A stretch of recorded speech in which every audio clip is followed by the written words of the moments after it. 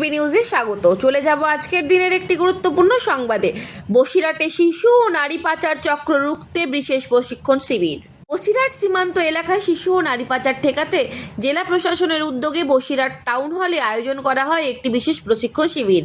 উপস্থিত ছিলেন জেলা পুলিশ, বিএসএফ ও বিশেষ স্বেচ্ছাসেবী সংস্থার প্রতিনিধিরা। কলকাতার মেরি ওয়ার্ল্ড সোশ্যাল সেন্টারের সহযোগিতায় আয়োজিত এই শিবিরে সচেতনতার বার্তা দেওয়া হয় এবং যৌথভাবে কাজ করার উপর জোর দেওয়া হয়।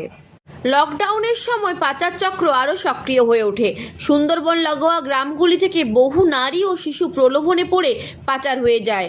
যদিও কেউ কেউ ফিরে এসেছে, কিন্তু সমাজ ও পরিবারে এখনও মেলে না তাদের গ্রহণযোগ্যতা। তাদের জীবন এখনও অন্ধকারে রয়েছে।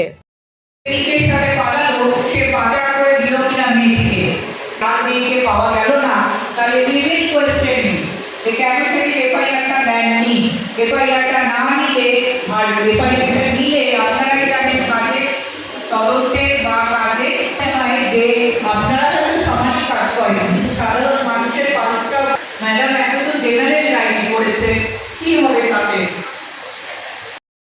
ঠিক এরকম বলে ম্যাডাম একদম জেনারেল লাইন করেছে, কি হবে তাতে? আমরা যারা সার্ভিস প্রোভাইডার মানুষের সঙ্গে কাজ করি, আমাদের অন্যতম কাজ হচ্ছে পাবলিককে ভরসা দেওয়া।